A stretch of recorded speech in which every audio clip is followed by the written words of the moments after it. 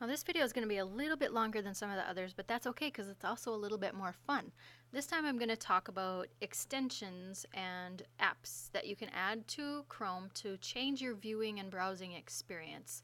Now you'll find the extensions that you add always to the right of the URL bar. So these little icons up here are actually extensions. The ones below the URL bar are all bookmarks.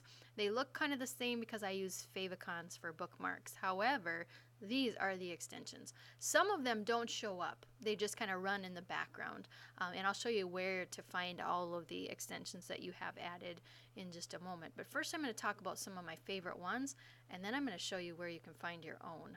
So let's start off by, let's just say that you're cruising the web and you find an article that you want to share with other people. Now some web pages put the little share icons in plain sight like this one, and they're pretty easy to find, but a lot of them bury them, and I do not like to hunt around for them. So I always use the add this icon instead. So if I want to share this article, for example, out on Twitter, it just contacts my Twitter account. And here you'll see another one of my extensions working, and this is called Lastpass, and that's this little icon right here. And Lastpass saves your usernames and passwords. So I have 3 different Twitter accounts that I contribute to, my personal, the Ramp Up, and the Lincoln High School one. So if I wanted to send this out from Link Ramp Up, it remembers my username and password. I just hit sign in and tweet, and it's shared. All right, back to the same article. Let's say I want to print this article so that I can share it with my students or use it with my students. Now, if I were to just do file print, it would also, print all of this sidebar stuff and all of these 21 comments down at the bottom. Well, that's kind of a waste of ink and paper and whatnot. So if I use this extension up here called Evernote Clearly, if I click on that, it strips away all of the unnecessary stuff, including those comments at the bottom. And now over here on the right, I can either highlight, I can print it, so I have a clean copy that I can share with my students. So here it is with Evernote Clearly, and here it is without, so you can see how much space would actually be saved.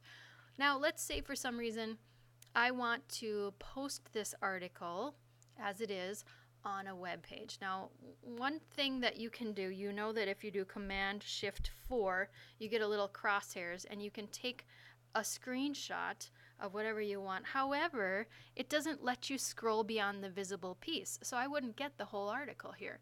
So instead of doing that, I'm going to go to one of these guys up here. They both do the same thing. This one's called Web Page Screenshot. This one's called Screen Capture. I'm going to click on this one. And I have a choice. I can do just what's visible on the screen right now or the entire page screenshot. I'm going to click on that.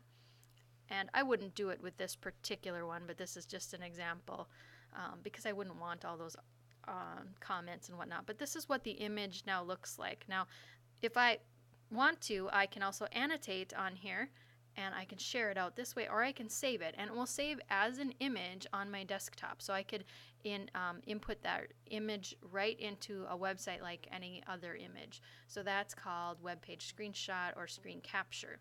Now let's say you are visiting YouTube, you're watching videos. If you use this extension called Turn Off the Lights, it darkens everything else but the video itself. Now this doesn't just work on YouTube, it works on any web page like Vimeo that has video media embedded into it. So turn off the lights. There are other extensions, I don't have any installed at this moment, that actually allow you to change the way you view YouTube. So you can get rid of these suggested videos and you can get rid of this stuff here. So all you have is the video on the screen. So those are kind of handy as well. This is a nice one. This is called One Tab. Now, a lot of times I have so many tabs open. Say we're doing research for a class, and I have all these tabs open, and I want to revisit them later. If I use one tab, watch what happens. If I click on this, it takes me down to one tab, but here are all of the tabs that were open before, and I can click Restore All or Delete All or share them as a web page or whatever. I'm going to just click Restore All, and you'll notice now that they all come back up. So that's kind of handy, one tab. Another one that I really like, let's go back to this article here. So a lot of times people will send me articles, or I'll be looking through Twitter and I'll find articles that I really like, but I don't have time to read them right now. So what I can do is I can actually save it to my Pocket. And right now this is called Pocket. I just clicked this little button, and now this page is actually saved in my Pocket. And if I open the Pocket later, when I have time, now I can go back in and read this particular article. Okay, and it opens right in my Pocket, which will allow me to archive it, trash it, tag it with things, or favorite it and those kinds of, or share it out. So Pocket's kind of handy. This little guy up here just simply tells me that I have 13 unread Gmail messages. So it's just a little visual cue that I have unread mail. On my phone I get an alert, but not on my computer generally because I don't have it set up that way. But here it is. This one is called Bitly. And this one here is called Google URL Shortener. They both do the same thing. They take kind of a long, cumbersome URL such as this one, and they make it into something short and much more easily shared. If you were going to type in a URL, wouldn't you rather type in this short one than this whole thing? So you can actually share out this, or you could create a QR code. So if I were to project this up on my board and you scanned it in, you would end up at this exact page. So that's what URL shorteners do. So those are just some of my favorite. I have others here, obviously, that I use quite often as well. But how do you find the ones that you want to add? Well, in Google, if you go to the three bars on the right, if you click on that, you'll get a little menu here. And under Tools, you'll notice is Extensions. And if I click on that, this shows all of the extensions that I have enabled or sometimes disabled on my computer. So I can disable one without trashing it. So sometimes I do that if I just don't want it to act a certain way. I can disable it. But I can also go down all the way down at the bottom here. It says Get More Extensions, and this is going to bring me to the Chrome store. So I'm going to click on Get More Extensions. And this is the Chrome store, and a lot of the extensions and apps in here are free. Some of them you have to pay for. And you'll notice if you click on, say, Popular, it will bring up some of the more popular extensions and apps that people are using.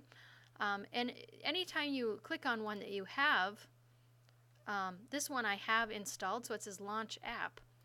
Other ones, for example, I don't have this one. If it says free or a price, I click on here to actually install it and enable it. I can also share it with other people. So if I find one that I really like, I can say, hey, check this out. And in fact, it does it for me. It'll say, hey, it's going to load an email here. And it says, check out this extension. And it gives them the URL to click on, and it brings them straight to this. So anytime you find something that you want to install, you just click on the free icon and install it.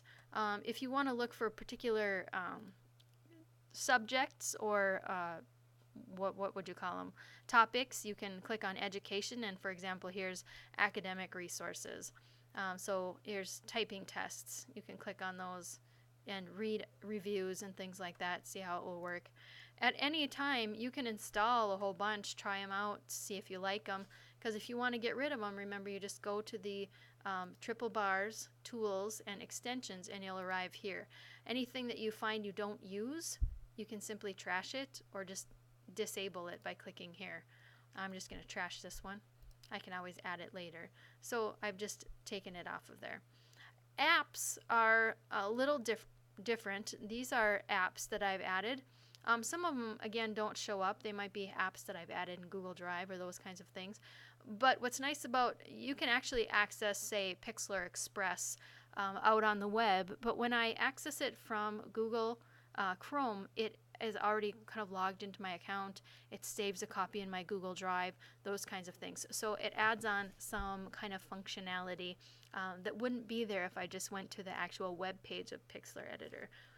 There's also a link straight to the Chrome store from here, so you can go and find more apps and extensions that work for you. Happy hunting!